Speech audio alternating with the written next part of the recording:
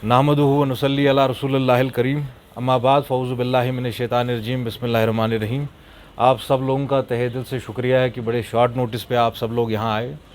आप सब भी जानते होंगे जितनी हमारी म्यूनसिपल कॉरपोरेशन है, म्यूनसिपल कमिटीज़ है, उनकी मुद्दत कुछ म्यूनसिपल कमिटीज़ की मुद्दत ख़त्म हो गई है और कुछ का टेन्योर ख़त्म होने आ रहा है।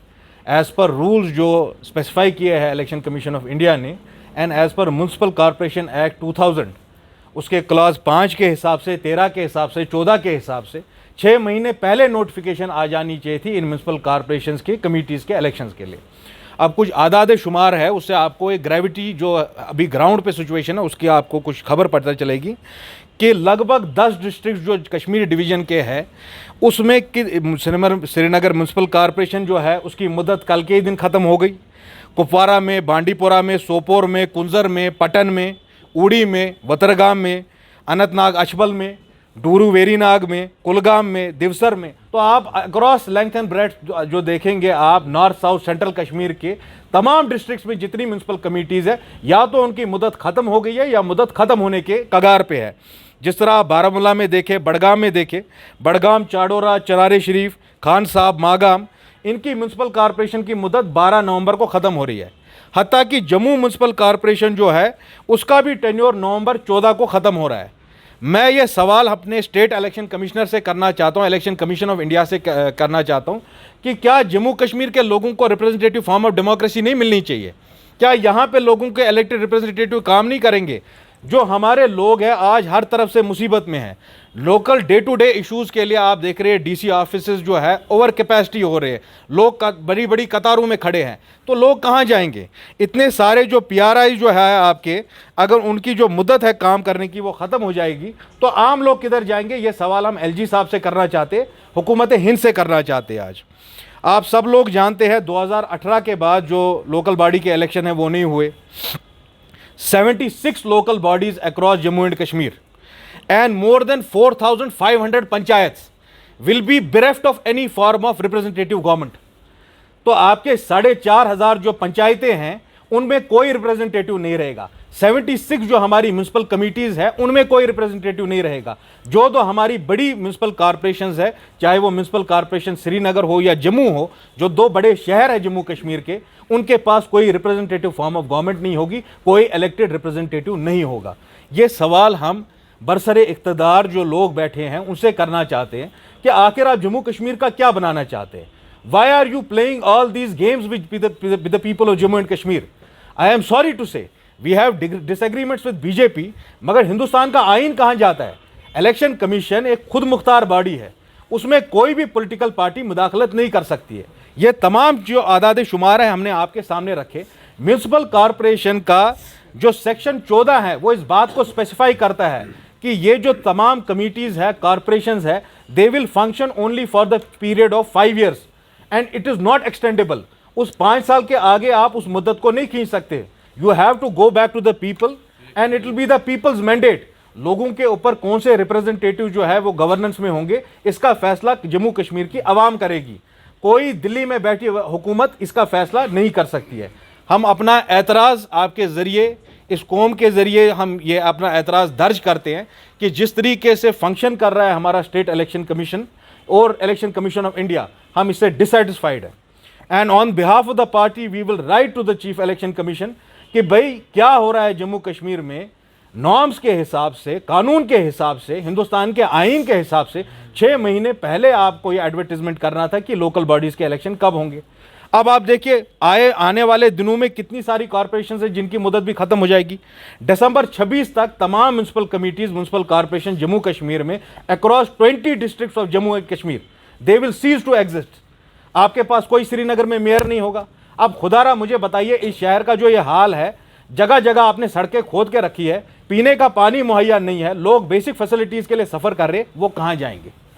ये सवाल हम दिल्ली में बैठे नरेंद्र मोदी की हुकूमत से करना चाहते, इलेक्शन कमीशन ऑफ इंडिया से करना चाहते और हमारे जम्मू कश्मीर का जो आज भी स्टेट इलेक्शन कमिश्नर है उससे पूछना चाहते कि आप पंचायत और लोकल बॉडी के इलेक्शन क्यों नहीं कर रहे हैं?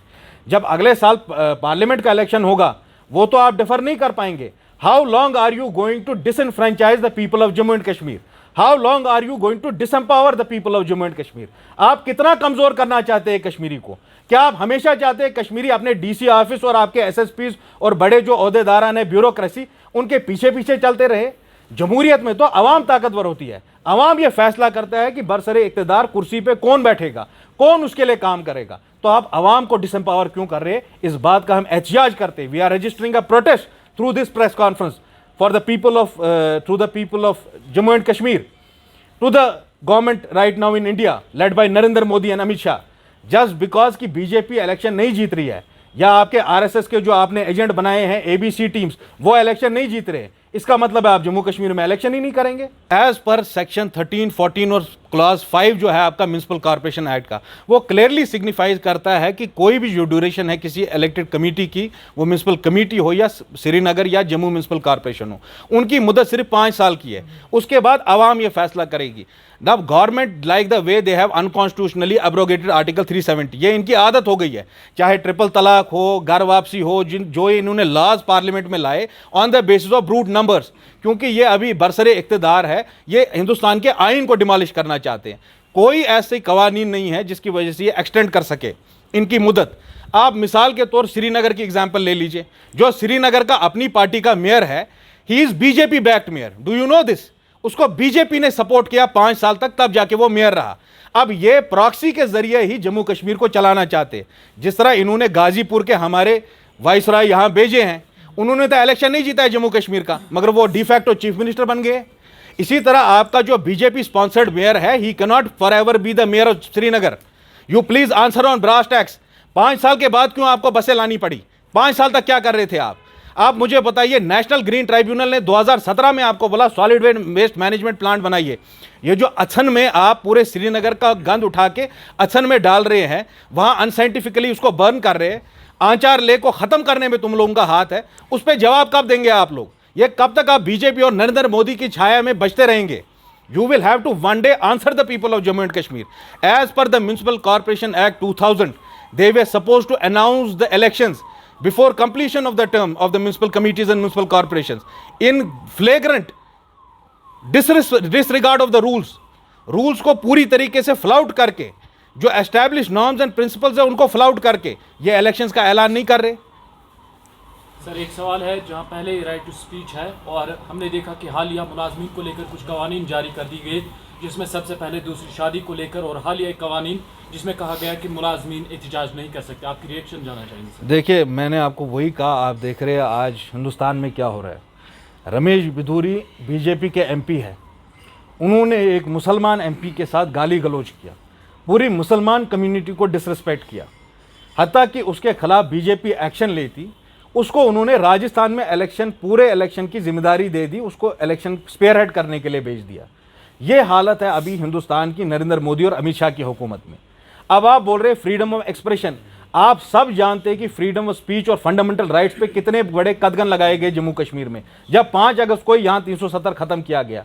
अब जो मुलाजमीन है, मैं ये बात साफ करना चाहूँगा, मैं नहीं चाहता हूँ कि मुलाजमीन की जो यूनियंस है पिछले 30 साल में इन्होंने कुछ गलत काम भी किए, मगर किसी के गलत काम की वजह से आज उनकी जायज़ जो आप डिमांड्स है उनको नज़रअंदाज नहीं कर सकते आप मुझे खुदा रहा ये बताइए, मिनिमम वेजेस एक्ट क्यों नहीं इंप्लीमेंट हो रहा है यहाँ? मैं नरेंद्र मोदी अमित शाह से पूछना चाहता हूँ, मिनिमम वेजेस एक्ट के हिसाब से 635 रुपये आपको देने हैं, आप डेली वेजर को दे रहे हैं, वो आप कैजुअल लेबर को दे रहे हैं, आप आशा वर्कर को दे रहे हैं, आंगनवाड़ी को दे रहे हैं, एनवाईसीज का क्या हाल है, रहबर खेल का क्या हाल है? 3-4 हज़ार रुपये उजरत पे आपने उनको काम पे रखा हुआ है, क्या उसमें मिनिमम वेजेस एक्ट इंप्लीमेंट हुई है या नहीं हुई है? जो मुलाजमीन के जायज़ इशूज़ है उनका अजाला होना चाहिए। और गवर्नमेंट जिस तरह से कदगन लगा रही है, this will not be successful. Differing election just because BJP and their B teams will not win. ये क्रैकडाउन ऑन मीडिया, जिस तरह मुझे भी मालूम है, हमारी मालूमात में बारिंग आपके कुछ पोर्टल्स और ऑनलाइन जितने भी अखबार अच्छा काम कर रहे हैं, प्रिंट को तो सारे को दबा के रखा है इन्होंने। तो right to freedom of expression कहाँ है जब आपके प्रिंट के अखबार सारे बीजेपी की गोद में बैठे हुए हैं आज, जो अपोजिशन की कोई भी बात नहीं बोल रहे हैं? और मैं नरेंद्र मोदी अमित शाह को यह बताना चाहता हूं, जब इंदिरा गांधी ने इमरजेंसी नाफिज की तो आप ही के लीडर पंडित अटल बिहारी वाजपेयी ने दिल्ली के रामलीला मैदान से कांग्रेस का गेम ओवर कर दिया। और इंशाल्लाह आप याद रखना, कश्मीर का जो यूनाइटेड अपोजिशन है, आने वाले इलेक्शन में कश्मीर की आवाम और यहां के ट्रू रिप्रेजेंटेटिव्स आपको एक करारा जवाब देंगे। इस प्रोग्राम को आप तक पहुंचाने में हमारे साथ ताउन कर रहे हैं डॉक्टर समीता सोफत हॉस्पिटल लुधियाना पंजाब, बेऔलाद जोड़ों के लिए उम्मीद की वाहिद किरण।